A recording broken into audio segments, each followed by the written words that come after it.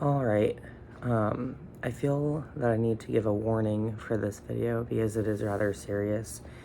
We are going to be talking about some serious content. I will be doing my best because I know some of this stuff is quite triggering for certain people that may or may not be watching this, so I will do my best to keep triggering content to a minimal, and I will give warnings. I'm not going to start off with that though, because that's kind of boring. Start off with the good stuff and with the no. Anyway, so I have bipolar 2 disorder. I've known personally that I've had some type of bipolar disorder since I was probably 25, I would say. That was around the time that I started really clicking it. And I dove in and reached out for help. I'm gonna get some water.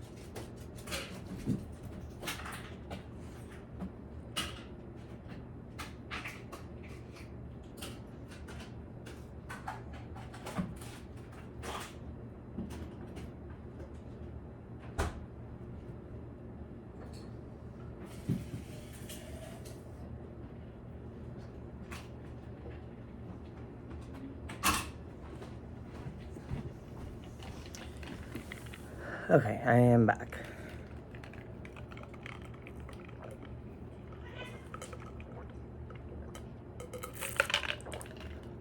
Apparently I just really need water today.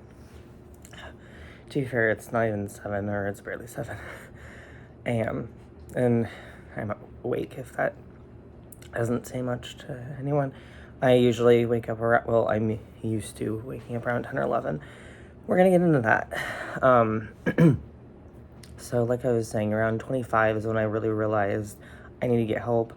I was at a point where I had gone from job to job to job to job, which is something that is very characteristic in bipolar disorder because you can't freaking hold one. And I tried really, really, really, really hard. And it was, so around 25 is when I came to that conclusion and started kind of seriously chasing a diagnosis. And it took until probably 2 years ago. Well, I guess it didn't take, from the time that I started chasing the diagnosis, I would say I was, just barely, just under 30, probably, before I got my diagnosis. So roughly 5 years of like hardcore, I know that this is what this is, I need help, but still, the process was stupid. And on the one hand, I understand that you don't want to misdiagnose people, because that's a serious issue, putting medication into anyone. And bipolar disorder kind of requires medication along with therapy because it's a huge brain chemistry thing. You cannot live a good, healthy life, by my understanding, and not affect the people around you as much, and yourself, obviously, and not be medicated. Like, those things don't add up with bipolar disorder. But yeah, I was treated for depression for a long time, and that just never really worked.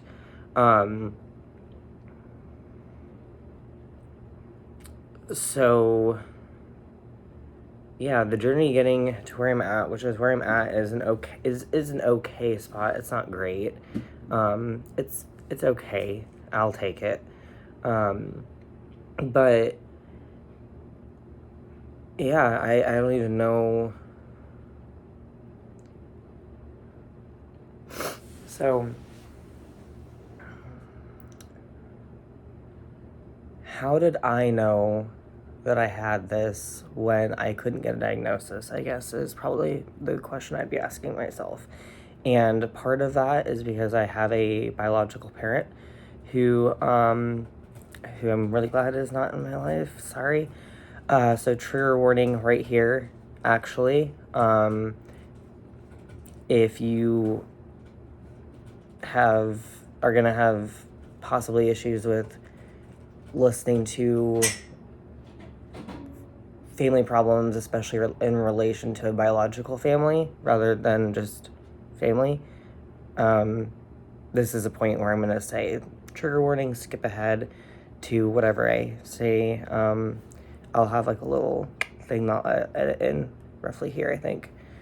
So skip ahead to that if you need to. Anyway, moving on, or moving forward.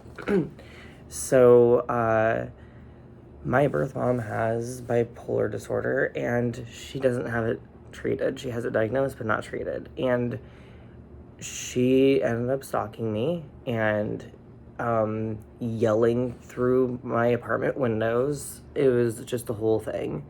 And I had to call the police, make a report, and I haven't talked to her really since.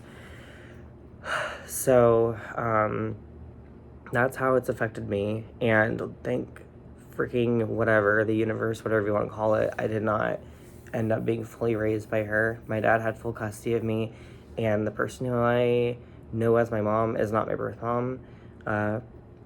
So, yeah. But, so there was that. And then I made some pretty, like, big decisions when I was a lot younger, some of which that affected my family. And, they weren't too happy about it, but I was just feeling so good that I did it anyway. And when I was my first kind of indication that this is what this was, because this isn't, in my opinion, all that normal, is I had a relationship when I was 20 to 21. It only lasted a couple months, and this is where it gets ridiculous. Is it lasted seriously 2-3 months, maybe 4 at most. And in that time, I had met this person online, talked with them, moved to Ohio, which, if you're a family and watching this, I'm sorry. I don't want to go down the whole mistake rant right now. I already know I made mistakes. That's, again, why this video exists. So I met this person, talked with them, got with them over the internet or whatever, moved to Ohio, so halfway across the country, basically. I live in the Midwest. And for me, I guess Ohio is in the Midwest. So I live further west than that. And so I moved there. Something happened. Basically, I moved there twice from Nebraska, whatever. We'll just say that. Yeah, I moved there twice. And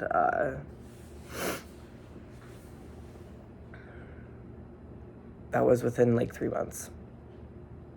Not good decisions to be making, really. I find that bipolar disorder oftentimes comes down to decision making, whether it be how much sleep you're getting, or how much, unfortunately, money you're spending, or what projects you're delving into.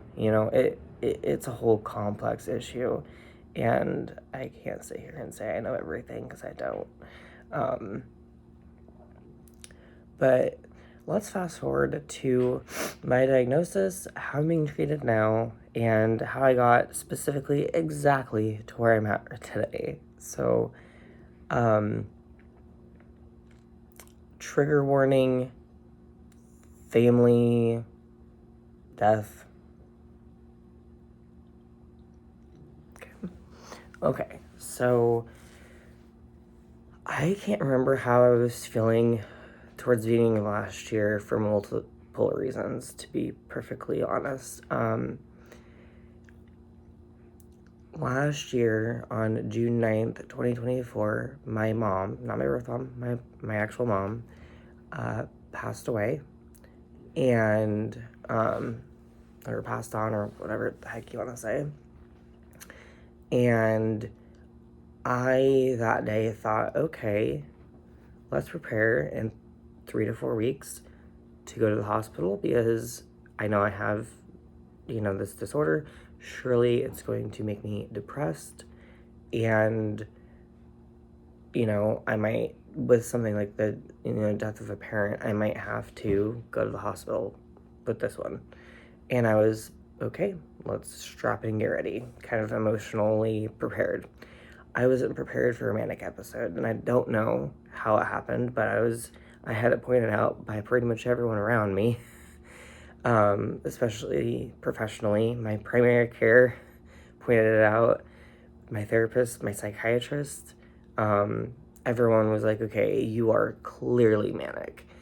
And that kind of helped get me onto the right medication, I think. So, because I want to kind of make this long story short, I'm going to say trigger warning right about now, suicide. Okay. So, I cannot remember when this was to a T. It was in September, like last September, basically. And, it had been at least a month, probably, or roughly a month, of me talking with my cousin, honestly, a whole lot, because it was, I don't know. I think a lot of it was just surrounding the passing of my mom, which is her aunt and whatnot, and it's relatable. And me and her do talk. So, and looking back on all of everything that I went through, I feel really bad. Like, I do, because it was a short-ish, I hope, but still an exhausting period of time, I'm sure. I know for me, and I'm sure it was for her, where, I'm sending my cousin really concerning messages. And I'm not going to dive into a whole lot of the details, because there's a lot to dive into that I'm just not comfortable with actually putting completely out there. This much, yes, but when it deals with other people, that's where I kind of draw the line on confidentiality and everything. So there are multiple reasons as to why I feel so bad, but because I don't have permission from people, I'm just going to leave it at the one major thing. And if you don't know what I mean, that's okay. That's fine. But basically, I really, looking back on it, feel like, holy crap, that was a lot. That was a lot for both of us. And not that I didn't know that at the time, but I probably was not as aware, at the time. Medication gives you a lot of clarity. Or at least it gave me a lot of clarity. Not perfect. I woke up today at 7 a.m. That's still weird for me. Anyway, so, yeah, this is kind of when we get into all of that. So basically, here's the story. I had a night where I just broke down. I was in a manic episode somehow. I think it turned into a mixed episode, to be honest. And I broke down, attempted to do things. I'm not going to go into a lot of detail with that. It is the internet. And then I woke my roommate up. We went down to the hospital. I was there for honestly like 4 hours. It was an overdose. And I was mostly being observed to make sure that I was okay. They sent me to their version of the psych ward, and I was there for maybe like an hour, honestly, maybe 2.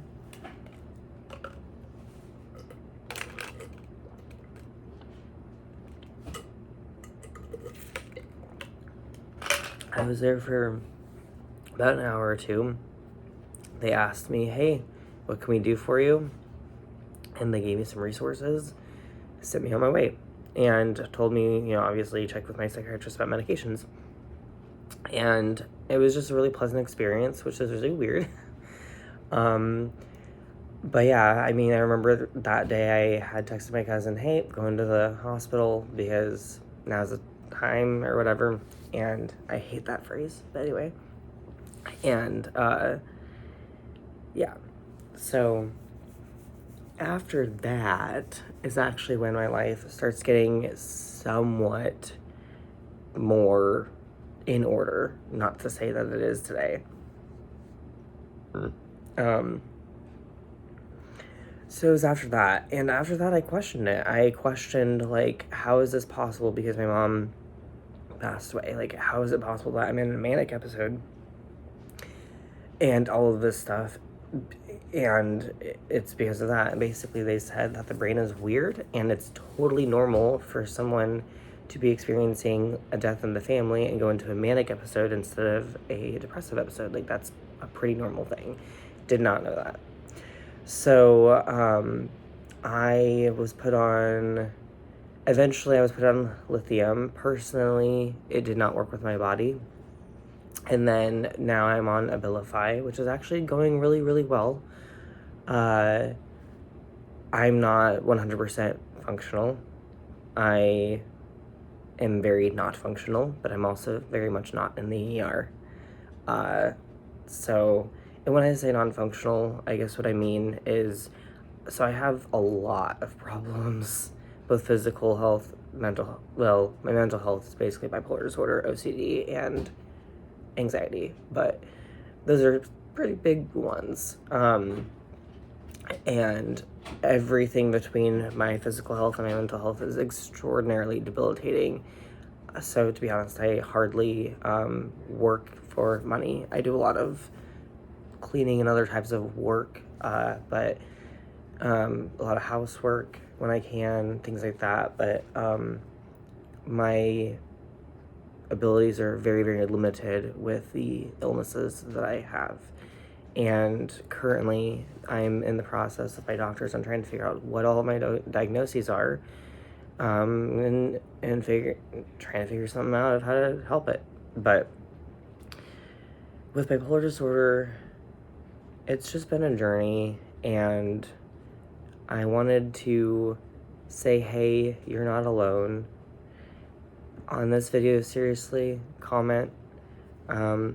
If you have any other questions I did not answer about this, which I'm sure that there are, leave a comment. Or if you know me and you're like, hey, you didn't have this in the video and I'd really like to hear more about this from your perspective, or hey, I think it'd be a good idea for you to include this in a different one.